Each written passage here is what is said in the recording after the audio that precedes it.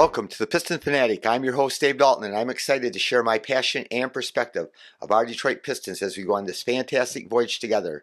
I've been a diehard Piston fan since the days of Dave Bing and Bob Lanier. I've also been the varsity basketball coach of a very successful program in northern Michigan. I want to thank all of you for listening. Please subscribe. Ausar is back. Ausar Thompson has been cleared by the NBA's fitness panel to start practicing with the Pistons, and he's been out since March. He hasn't been able to play because of blood clot issues, and now he's going to be able to ramp up. He's going to be able to start participating in full court contact practices for the first time in 8 months. He's going to be a huge part. I'm so excited. I've always said he's my second favorite Piston to watch. I just love watching everything that he does, all the little things that he adds to a team. He does just so many things that win basketball games for you. His rebounding, we could have used it yesterday against the Rockets. He could have been the difference there. He could have locked down Jalen Green. He can lock down anybody's star player, and he's just been tremendous. When he was on the court last year as a rookie, and I couldn't be more thrilled. The season is very encouraging. We've had some tough, close losses. Yesterday was one that was just heartbreaking. The one to the Hornets was heartbreaking. We just had a lot of close ones, but he could tip us over on all of these, and so it's just going to be fun to watch. He averaged 8.8 points and 6.4 rebounds and almost 2 assists. He was one of only 3 rookies last year that had 50 steals and 50 blocks. The other 2 were Wemby and Chet, and Ausar's a lot shorter, but it's just he's a unique player. That and it's going to be interesting to see how his shooting has improved. So he's been working with friend Vincent all this time. He's had 8 months where he's been working on that shot, and we'll have, it remains to be seen. So I'm sorry, I'm just so excited about this. So and what does it mean for the rotations? It's going to be fascinating to see what happens. Who loses minutes? Is Ron Holland going to get any more minutes? Are they going to cut back on Beasley or Tim Hardaway? It's just going to be interesting. I'm sure it's going to be a gradual ramping up. Who knows how long before he will actually get to play in a game, because once, it takes time. Usually when players are coming back to play 5-on-5, I'm not sure where his conditioning's at, and there's nothing like conditioning that you can do that can match actual playing in an NBA game. So I anticipate that he will come back slowly, and will have repercussions on either Holland or Beasley or Ausar or Fontecchio, not on Ausar, on Tim Hardaway or Fontecchio. So somebody's going to lose minutes, and my hope and thought is that he's such an elite player. He is such a, one-of-a-kind player that he is going to need to play 30 minutes. So if he plays 30 minutes, that's going to take away from somebody else. But I do think it's going to contribute to us winning these close games and making a difference. Also, our future. We need to find out about how he fits, where he fits, and he needs to get better. And the only way you can get better and experience is by being on the court. But anyway, I was at the game yesterday. We lost that heartbreaker to the Rockets, and I kind of feel bad. Johnny Kane goes into the locker room after the game and interviews Tobias, and what is he going to say? I blew it, man. I missed the free throw. That if you could have made that free throw, his 2 free throws, we would have tied the score, and would have went overtime. So, but it was a struggle. That game was ugly. It was ugly, and some people like physical basketball. I don't mind physical basketball, but that was beyond. It was past the point of just being physical. It was just a bloodbath, and it's the Rockets kind of game. They like it when there's no officiating. But I will tell you this, our Detroit Pistons are tough, and they are battling so much harder than they were, and there's things that you can see in person that you can't see on the TV screen, and so I was glad I got to see that.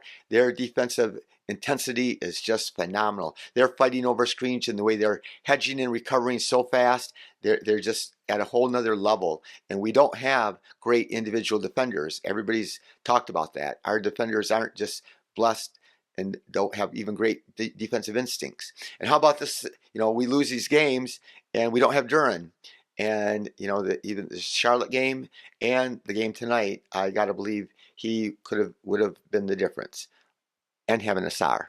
So that's going to be cool if those guys both get back, and to see what we can put out there, the energy, the offensive rebounding, the block shots. Ausar blocked almost a shot a game, and he's not even playing that much all the time, and he's like 6'8", but he just is so, he anticipates so well, and he gets up so well, and he's right where he needs to be.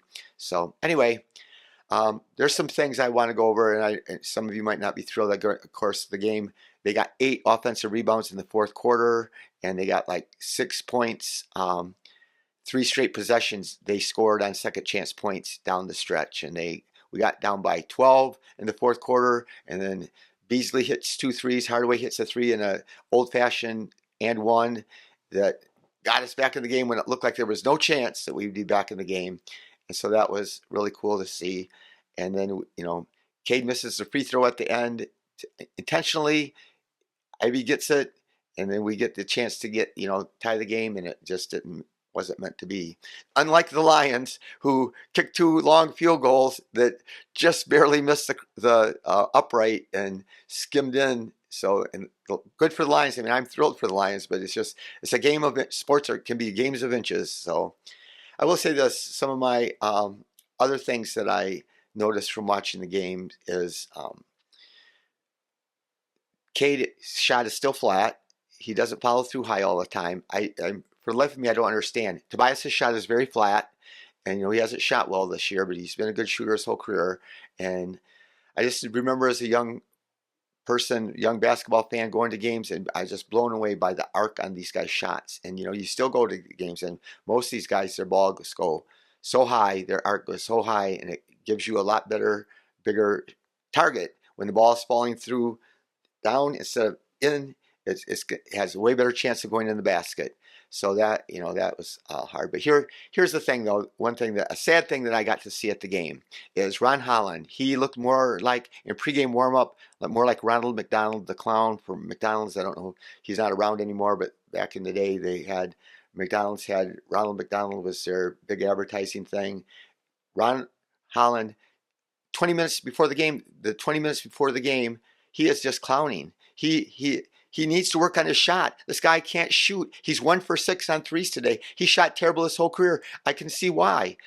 His form isn't even that bad. He's an elite player. He has played really well. He has played beyond my expectations this year. He was 1 for 6 on threes today, but he's out there before the game. He's taking shots and throwing them over his head backwards at the basket.